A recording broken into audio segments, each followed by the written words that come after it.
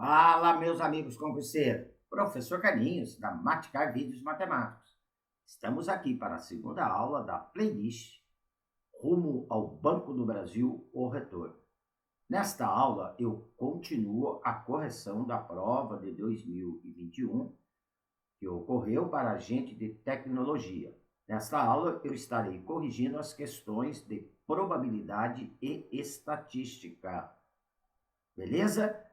Na descrição deste vídeo eu vou deixar um link da playlist que eu fiz para 2021. Eu considero importante também vocês estarem assistindo às aulas dessa playlist, tá? Que é uma playlist também recente. E também um link, tá? De uma playlist sobre probabilidades, do básico ao avançado. Show, galera? Então, como dizia a minha avó, chegou a hora da onça beber água. Vem comigo. Bem, galera, vamos lá então para a nossa aula 2, tá? Na questão 26 dessa prova, está dizendo o seguinte. Uma central de assistência técnica de celulares trabalha com 3 modelos de um mesmo fabricante. Para melhor organizar seu sistema, foi medido o tempo de serviço para o conserto de cada aparelho, desde a chegada do pedido de manutenção até a entrega do aparelho consertado. E cada um desses prazos foi classificado como curto, médio ou longo. A tabela abaixo mostra a distribuição dos tempos de serviço para cada um dos 3 modelos aos quais a empresa prestou assistência em 2020, tá? Então, o modelo A, 10% tempo curto, 20% longo, 20% médio, 70% longo. Conserto do modelo B, tempo curto, 20%, médio 50%, longo 30%. Modelo C, tempo curto 40%, médio 20%, longo 40%. Considerando-se que ao longo de 2020, essa empresa reparou 1.000 unidades do modelo A, 600 unidades do modelo B e 400 unidades do modelo C. Qual foi a porcentagem destes atendimentos nesse período que tiveram tempo de serviço curto ou médio? Para calcular, então, essa porcentagem de tempo de serviço curto ou médio, primeiramente, vamos ver o total de atendimentos que ela fez em 2020. Então, o total em 2020, tá? Foram 1.000 do modelo A, mais 600 do modelo B, mais 400 do modelo C. Então, ela fez um total de 2.000 atendimentos, somando, em 2020. Mas eu quero a porcentagem de tempo curto ou médio dos 3 modelos, tá? Então, eu tenho que somar esta quantidade de atendimentos de tempo curto ou médio dos 3 modelos e calcular a porcentagem em cima de 2.000, tá? Bem, o modelo A foram 1.000 atendimentos em 2020. 10% de 1.000 teve tempo curto. Então, como que eu vou calcular? Eu vou explicar só um aqui, tá? O cálculo dessa porcentagem. Se eu for calcular o 10% de 1.000, né? Seria 10% de 1.000, é a fração 10 sobre 100, multiplicado por 1.000, tá? É assim que eu vou fazer o cálculo das porcentagens. Simplifica aqui 2 zeros aqui do denominador. Então, vai dar 10 sobre 10, vai me dar 100, tá? Então, dessa forma que eu vou estar calculando as porcentagens. Só que essas porcentagens só para tempo curto ou médio. Então, 10% de 1.000, que é tempo curto, vai me dar 100. 20% do modelo A, tempo médio, tá? Porque agora eu vou no tempo médio aqui. 20% de 1.000 me dá 200. Seria 20 sobre 100 multiplicado por 1.000. Agora, o modelo B foram 600 unidades. 600. Aí eu vou calcular 20% de 600. Seria 20 sobre 100 multiplicado por 600, tempo curto. Tá? Então, 20% de 600 vai me dar 120. 50% vai me dar 300. É o tempo médio. Tá? 50% de 650 sobre 100 multiplicado por 600. O 20%, 20 sobre 100 multiplicado por 600, eu chego ali no 120. Ok? Vamos lá, o modelo C foram 400 unidades.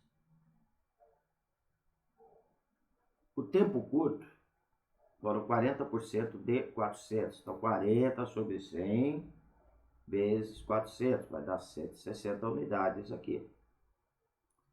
E 20% no tempo médio. Então, 20 sobre 100, tá? Multiplicado por 400. Então, vai dar 80 aqui, tá? O total, então, de atendimentos para tempo curto ou médio das 3 unidades, eu vou somar tudo, ó. Tá? Então, eu vou somar aqui o 100 com 200,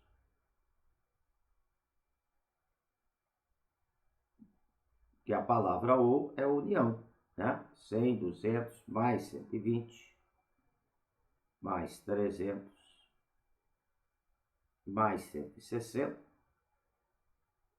mais 80, tá? Efetuando essa soma, vai me dar um total de 960 unidades de atendimentos aí, ok? Para tempo curto ou médio em 2020. Eu quero saber a porcentagem disso.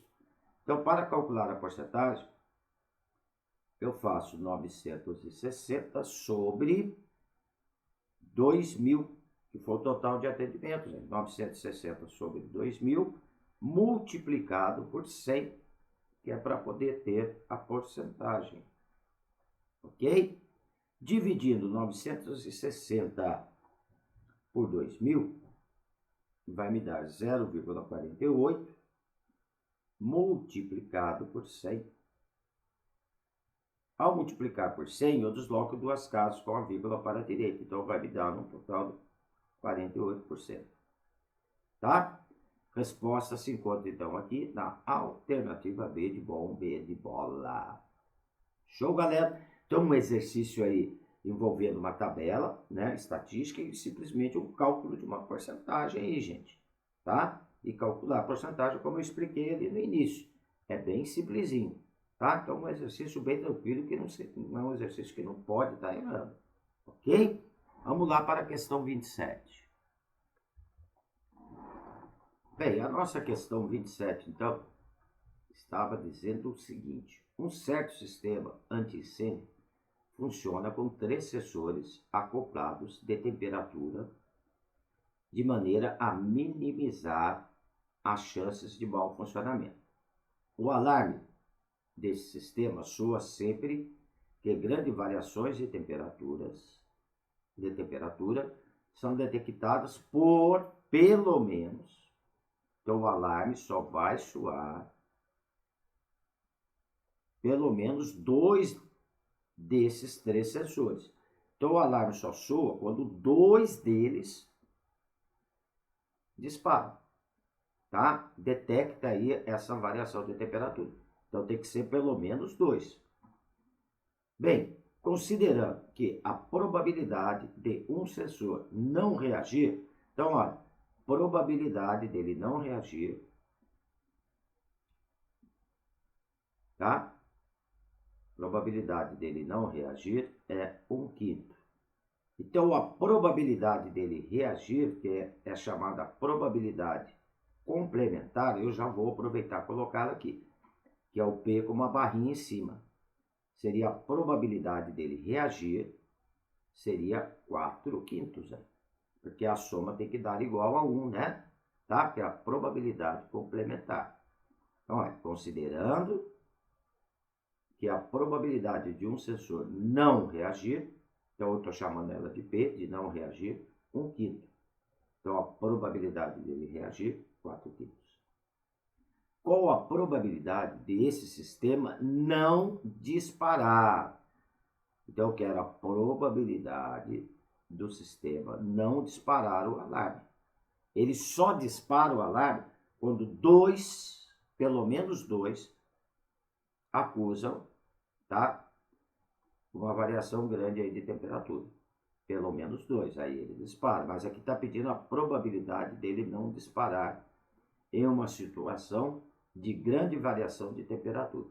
Então, quando que ele não vai disparar? Olha, eu tenho algumas condições para ele não disparar. Vou chamar a primeira aqui, P1. Quando nenhum dos três sensores, são três sensores, sensor 1, sensor 2, sensor 3. Se os três não detectarem. Então, não e não. Então, a probabilidade dos três não detectarem essa variação de temperatura, a probabilidade de não detectar é 1/5 para cada situação. Então, seria 1/5, aqui cai em multiplicação de probabilidades, vezes 1/5, vezes 1/5. Aí, se os três sensores não detectarem. Então, multiplicação de frações, multiplico o numerador com numerador, denominador com denominador. Então, 1 vezes 1 vezes 1 dá 1, 5 vezes 5 vezes 5, 125. Então, essa é uma possibilidade, tá? De não disparar. Qual outra? A probabilidade. Porque ele só dispara se dois sensores detectarem. Pelo menos dois. A outra seria, são três sensores, S1, S2, S3. Vamos pôr aqui uma outra situação. Se dois deles, o primeiro e o segundo, não dispararem, e o terceiro disparar, que eu vou indicar por D aqui. Então, aqui também não detecta. Então, a probabilidade do primeiro não disparar ali, não identificar, né? Não detectar é 1/5. O segundo não detectar 1/5. O terceiro detectar 4/5. Então, multiplicando, numerador com numerador, denominador com denominador. Então, 1 vezes 1 vezes 4 dá 4, 5 vezes 5 vezes 5, 125. Mas nós temos uma outra possibilidade. Seria a seguinte: o primeiro e o terceiro não detectarem e o segundo detectar. Também não vai disparar. S1, S2,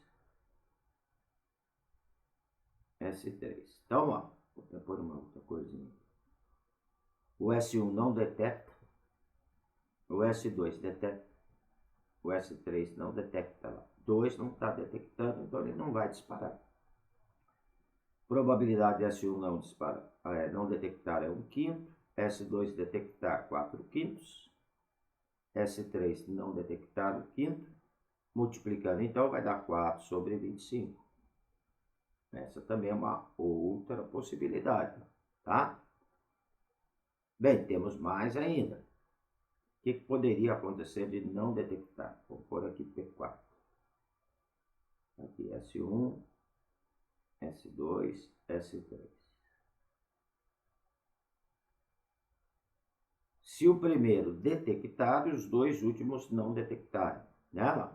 Então, o S1 detectou, mas se o S2 não e o S3 não, então o alarme também não vai disparar, porque tem que ser pelo menos dois detectando para o alarme disparar, tudo bem? Então, aqui, o S1 detectou, é 4/5, o S2 não 1/5, S3 não 1/5. Multiplicando, vai me dar 4 sobre 125. Então, essas são as possibilidades de não dispararem. Ou é a P1, ou é a P2, ou é a P3, ou é a P4. Então, o ou agora me indica a soma de probabilidades. Então, probabilidade de não detectar, vou chamar aqui de P de N, não disparar, 1 sobre 125, agora eu vou somando todas as probabilidades, mais 4 sobre 125, mais 4 sobre 125, ou seja, seria 3 vezes 4 sobre 125, né? Então, como os denominadores são iguais, na soma de frações, mantém o denominador, 125, soma os numeradores.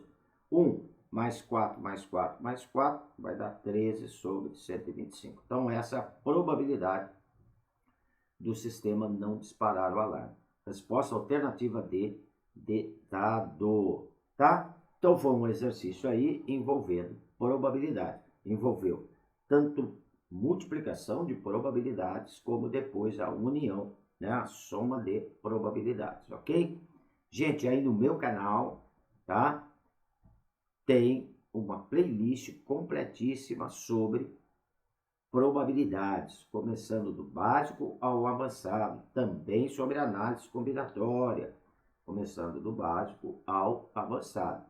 É importante para vocês estarem assistindo a aula dessas playlists aí, ok? Tá? Quer aprofundar mais nesses assuntos? Assista as aulas dessas playlists. Análise combinatória e probabilidade. Tem duas aí, começando do zero, tá? Vamos lá para a questão 28. Bem, a questão 28 estava dizendo o seguinte: sejam x e y, duas variáveis aleatórias com as seguintes informações. A variância de x é 4, a variância de y é 9, e a variância de x mais y é 9 também. Qual é o valor da covariância entre x e y? Primeiramente, a gente precisa saber o que é a covariância. A covariância, ela é uma medida estatística onde a gente pode comparar duas variáveis, tá? Então, quando ela tem um resultado positivo, né? O que quer dizer? Uma variável acompanha a variação da outra. Se uma aumenta, a outra aumenta. Se uma diminui, a outra diminui. Quando você tem ela negativa, tá? É porque quando uma aumenta, a outra diminui. E quando uma diminui, a outra aumenta. Tudo bem? Tá?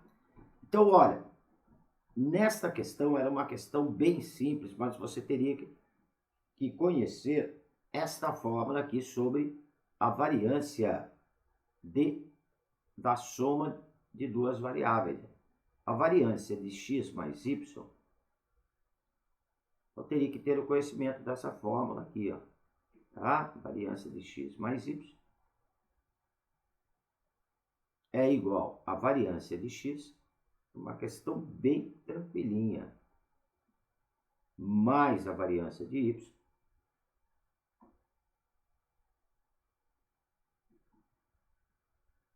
mais duas vezes a covariância aí, ó, a covariância de xy. Então, conhecendo essa fórmula, covariância de xy, conhecendo essa fórmula, você mataria o problema aí em um minutinho, né, lá? Então, agora é só substituir os valores. Variância de x mais y é 9, variância de x é 4, variância de y é 9, mais duas vezes a covariância de xy. xy por y maiúsculo. Então, vai me dar 9 igual a 13, mais duas vezes a covariância xy.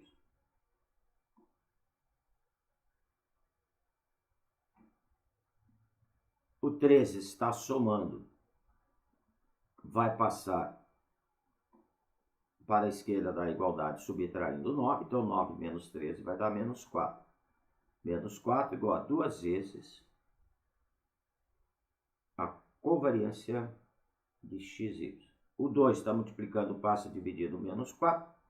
Menos 4 dividido por 2 dá menos 2. Então, a covariância de xy é igual a menos 2. Então, o que quer dizer isso? Né? Essa covariância negativa quer dizer que quando uma variável estiver aumentando, a outra está diminuindo. Ou vice-versa. Tudo bem? Então, olha, esse exercício, tendo o conhecimento, né, da fórmula da variância, da soma de duas variáveis, era o que eu precisava saber. Né? Um exercício bem tranquilo também. Vamos lá para a questão 29. Bem, galera, aqui na questão 29, ela estava dizendo o seguinte. Um pesquisador recebeu os dados de uma amostra de tamanho 100 de uma população. Calculou a média amostral, μ, né? Esse aqui é o símbolo grego μ. O desvio padrão amostral, sigma, esse aqui é o símbolo de sigma para indicar desvio padrão. E o coeficiente de variação amostral. Então, o coeficiente de variação amostral é dado pelo desvio padrão dividido sobre a média. Tá? Então, a partir do momento que você divide o desvio padrão pela média, você tem um coeficiente de variação. Antes de iniciar a análise, ele foi informado de que os dados dessa amostra estavam todos errados, mas que podiam ser corrigidos somando-se 3 a cada um dos dados que recebeu. Ao fazer tal correção, o valor do coeficiente de variação passou a ser, então estão aqui as alternativas, como que passou a ser o coeficiente de variação. Gente, olha, o que foi feito? Ele acrescentou 3 unidades em cada um dos dados fornecidos. Olha, se eu acrescentar 3 unidades no desvio padrão, o desvio padrão não vai alterar. Por quê?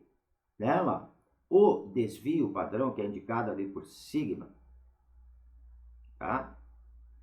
O que é o desvio padrão? É indicado ali pela letra grega sigma. Ele é a raiz quadrada da variância. Tá? Ele é a raiz quadrada da variância. E como que se calcula a variância? Para se calcular a variância, então teria que também ter esse conhecimento. Seria a somatória, tá? De I variando de 1 até N, de xi, que é os dados de cada amostra, menos o x barra, que é a média, dividido pela quantidade de dados, dividido por N. Só que o que acontece, gente? O x menos o x barra ao quadrado, desculpa, dividido por N.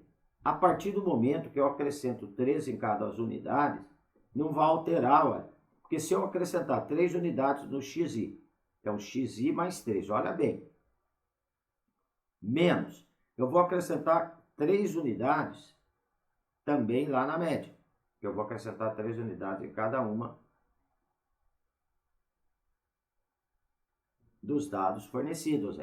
Vocês vão observar que vai continuar o xi menos o x barra, que a partir do momento que eu distribuir aqui, vai ficar menos o x barra, menos 3. Tá? Então, o mais 3 e o menos 3 não altera. Então, a variância vai continuar tendo o mesmo resultado. Tá? Se a variância vai continuar tendo o mesmo resultado, o desvio padrão é a raiz quadrada da variância, ele vai continuar tendo o mesmo resultado. Então, guarde bem uma coisa.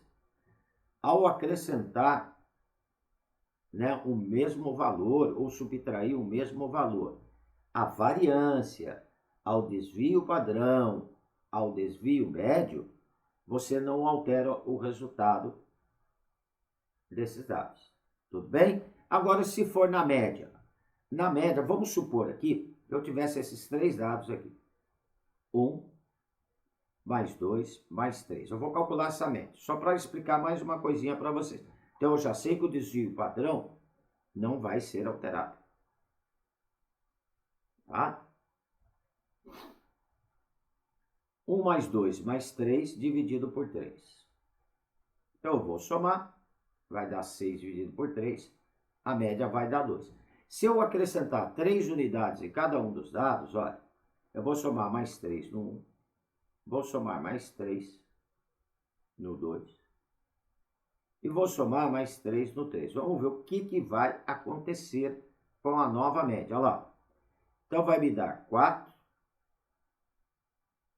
mais 5 mais 6 dividido por 3. Então, a nova média, 4 mais 5, 9, mais 6, 15. 15 dividido por 3 dá 5, olha lá. Então, a média anterior, que era 2, passou a ser 5. Então, quando eu acrescento o mesmo valor, ou acrescentar ou subtrair o mesmo valor na média, na moda, na mediana, tá? A nova média, a nova moda, a nova mediana vai ser a anterior acrescida desse valor, olha lá. Observa que a anterior era 2, passou a ser 5. Então, o que aconteceu? Vai aumentar 3 unidades na média, tá? Então, o novo coeficiente de variação, o desvio padrão não será alterado. Então, acrescentar ou subtrair qualquer valor no desvio padrão não altera o desvio padrão, que é indicado pela sigma, e a média aumenta 3 unidades. Então, a média mi vai aumentar 3 unidades, então mais mi. Então, essa é o novo coeficiente de variação. A resposta está aqui na alternativa C de Carlinhos. Beleza, galera? Então, olha, guarde bem isso, tá? Acrescentar ou subtrair um valor, né, lá em dados estatísticos. Variância, desvio padrão, desvio médio não se altera. Média, moda, mediana vai ser a anterior acrescida ou subtraída deste novo valor. Ok? Então, tá aí a solução da questão 29. Vamos lá para a nossa última questão, questão 30. Bem, a questão 30, a relação do cliente com o sistema bancário tradicional vem passando por transformação nos últimos 5 anos com o crescimento dos bancos digitais. Analisar o perfil dos clientes dos bancos digitais, considerando idade, classe social, renda e motivação, é uma tarefa importante para os bancos tradicionais, com o objetivo de preservar a posição de principal banco na relação com o cliente. Para tal fim, uma agência bancária analisou os seguintes dados de uma pesquisa amostral sobre bancos digitais. Em relação aos bancos digitais, 45% respondeu que já ouviu falar, 19% sabe como funciona, 14% possui relacionamento, 22% não conhece. Bem, olha bem a próxima tabela aqui. Entre aqueles que têm relacionamento com bancos digitais, então entre aqueles 14%, que são os que têm relacionamento, os principais motivos para se iniciar esse relacionamento foram, então, entre aqueles que possuem o relacionamento, o que influiu, né? Qual foi o principal motivo para ele ter esse relacionamento? Aí vem aqui a nossa tabela dizendo o seguinte, ó, 44% valores da tarifa, pela inovação de ser um banco 100% digital, indicação de amigo, parente ou conhecido, 16% por ser diferente de outros bancos, 16% para dividir o dinheiro em várias contas. Então, entre os 14, responderam isso. 41% para resolver tudo pela internet. 28% para ter mais de uma fonte de crédito, cartão limite. 20% para poder focar em investimento. 12% por estar insatisfeito com o banco atual, não digital, e 12% pela propaganda do banco. Então, dentro dos 14, essa tabela está dentro dos 14, dentro dos que possuem relacionamento. Tudo bem? Então, vamos lá, dando sequência. Aí vem a seguinte pergunta. Escolhendo-se ao acaso um dos entrevistados dessa pesquisa, qual é aproximadamente a probabilidade de esse cliente ter um relacionamento com o banco digital e de ter apresentado como motivo, gente, olha bem, dentro daqueles que têm um relacionamento com o banco digital e essa palavra aí quer dizer multiplicação de probabilidades. Ter apresentado como motivo para iniciar esse relacionamento. A facilidade de poder resolver tudo pela internet. Então, qual é essa probabilidade? Então, olha, simples para fazer o cálculo aqui. Probabilidade. Então, dentro daqueles que tem relacionamento com o banco digital, então, dentro daqueles 14%, poder resolver tudo pela internet. Poder resolver tudo pela internet são 41%. Então, seria 14% de 41%. Essa é a probabilidade. Essa palavra D indica a multiplicação de probabilidades. Então, o que é 14%? É a fração 14 sobre 100. Multiplicado, 41%. É a fração 41 sobre 100. Porque para poder fazer essa multiplicação, tem que transformar em fração. Tá? 14 vezes 41 vai me dar 474. 100 vezes 100 dá 10 mil. Dividir por 10 mil, desloco. Deixa eu ver aqui, 10 mil, 100 vezes 100. Tá? Eu vou deslocar com a vírgula 4 casas para a esquerda. Então, vai dar 0,0574. Só que observa que as alternativas estão em porcentagem. Então, como eu estou com decimal, para transformar em porcentagem, eu multiplico isso por 100. Então, vai me dar aí 5,74%. Beleza? Resposta se encontra aqui, aproximadamente 5,7%. Alternativa A de Amora. Beleza, galera? Então tá aí, olha. Aqui então eu estou encerrando essa nossa segunda aula, né? Dessa nossa playlist aí. Qualquer dúvida em algum dos exercícios explicados aí nessa aula, por favor, deixe nos comentários que eu terei o maior prazer em atendê-los, tá? Se gostou, não esqueça de dar um positivo aí, vamos ajudar o canal do Tio Carlinhos crescer para eu também poder ajudá-los, né, galera? Tá? E se inscreva para ter notificações de novas aulas, tudo bem? E divulgue entre os seus contatos aí o meu canal. Valeu, galera? Então, olha, logo, logo estarei lançando a nossa terceira aula. Um abraço com carinho do professor Carlinhos. Fui!